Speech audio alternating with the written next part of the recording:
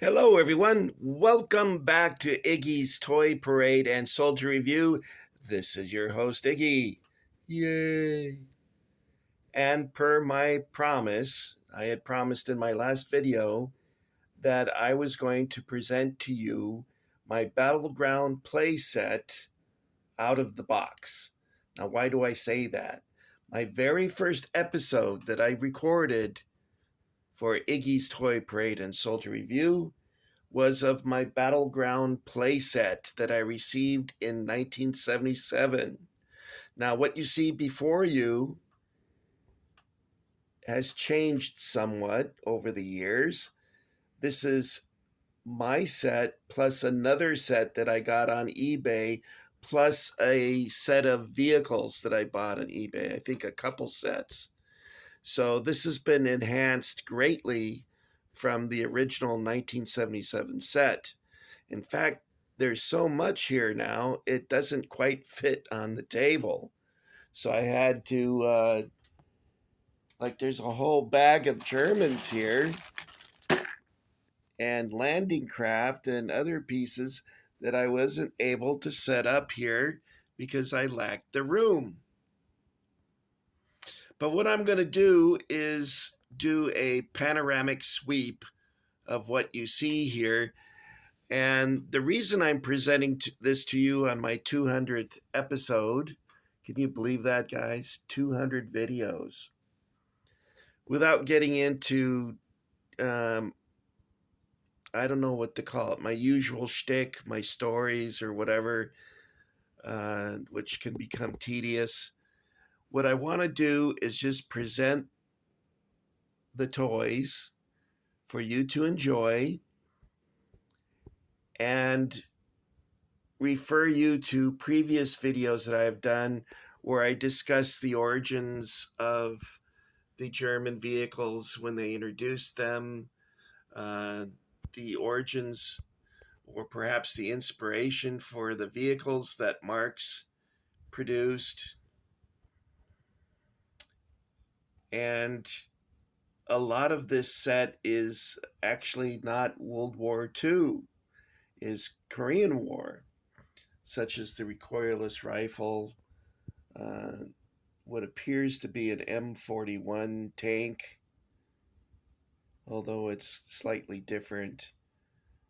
You can see here the scales are all pretty wacky too. Marx played fast and loose with scale, but when we were kids, it didn't matter as long as it was, somewhat close, as you see here. All right. So if you want to learn about, I did an episode, I think, called Marx Battleground German Accessories or something along those lines. And you can look that up. And I go into great detail about the origins of this vehicle back here. I actually did find a vehicle that looks similar to this. It was a German prototype, but it was never produced in mass numbers. So this is somewhat of a fantasy here. And this, I supposedly is a Panther tank, but as you can see, it has problems with that too. But I don't want to get into that like I did in previous videos. Let's just enjoy the set, okay? And it's funny, a complaint is what brought this about. When I first did my first video look at this Battleground playset, I was looking at it in the box, and what I was doing is I go, oh, look at this. When you buy them on eBay, a lot of them are missing the ramp, as you can see here. These I bought off of eBay. My original still has the ramp on it. So I fumbled around in the box, and a guy left a comment saying, it pretty much what he was saying is I suck because he watched both part 1 and 2 of my Battleground video and he never got to see it set up.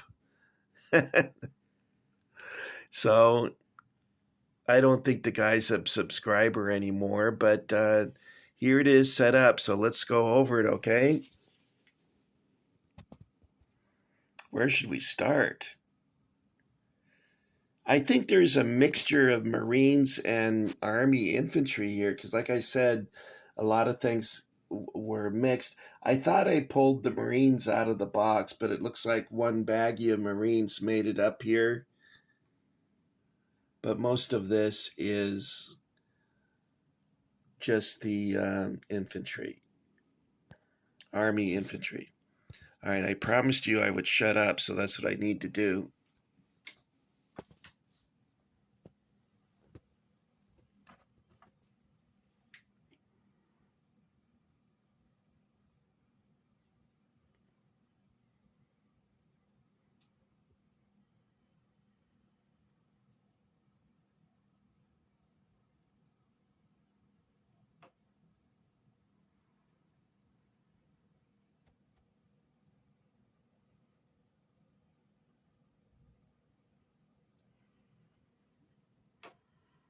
This would be great if I had some Battleground sound effects and perhaps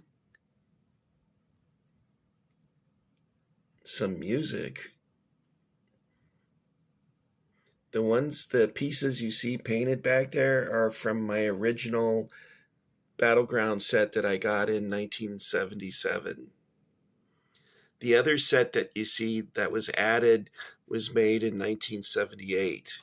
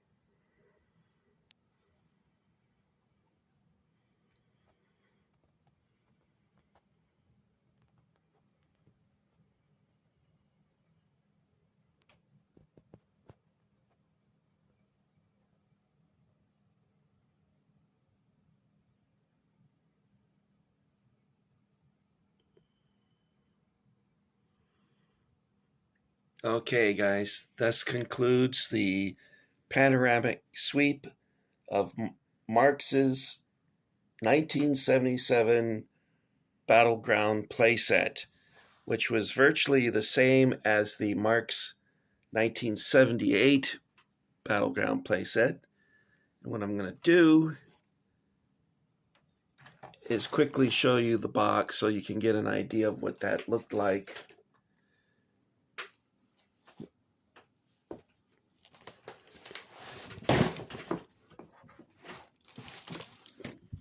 There we are. Now you can see the original set I had came with one landing craft, one half track, one Jeep, and one tank. Did I mention the half track? There it is. Came with one 155 millimeter field gun.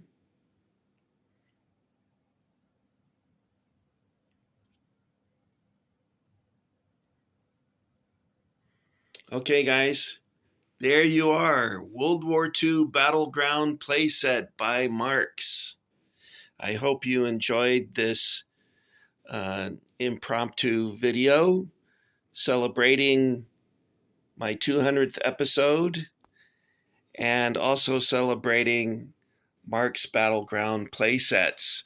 My brother actually got a Marx Battleground playset in, let's see, we were living in Culver City at the time in an apartment. So that would have been, I think, Christmas 1958. And then I believe the following year, 1959, we moved to Canoga Park. And that's where most of my boyhood memories are. It's funny though, by 1959, my brother's Battleground playset, I think, most of it was missing. And he didn't have any Germans in his set because the Germans weren't added until I think 1963. I do have a book that, if you want to learn more about some of the specifics of the Battleground playset, this book is called Battleground and Combat Sets 1958 to 1963. It's very richly illustrated. I will give you an example of that here. I love this series of books. It's done by the editor of Playset magazine, and it's got some really great photographs so that if you don't want to collect these items anymore but still are interested in them, you can get all these great photographs. There's pages from Sears catalog and whatnot in here.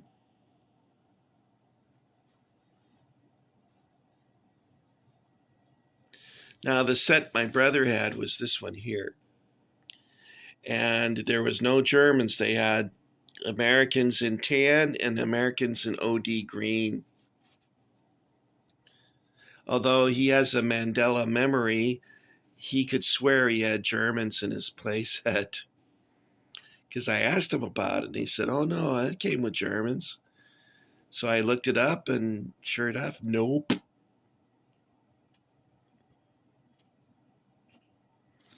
There's a photograph I wanted to show you. It was really cool.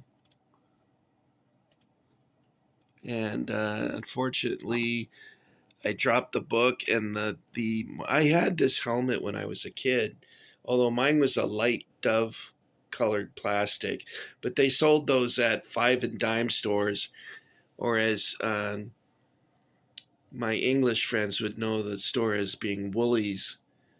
But here's something I never saw at ours, was this German hand grenade.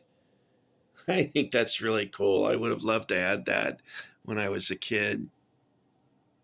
I used to have a German Luger cap gun, which I'm so sorry I don't have that anymore. I love that thing. Look at that. Wouldn't you love to have everything that's in this book?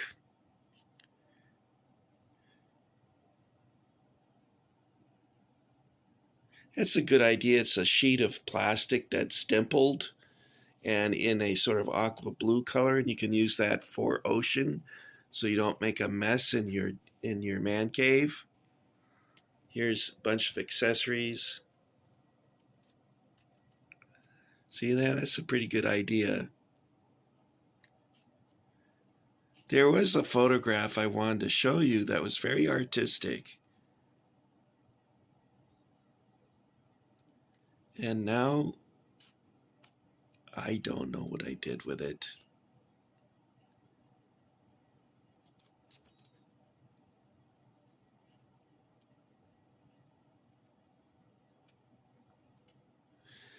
Okay, guys, that's it for episode 200.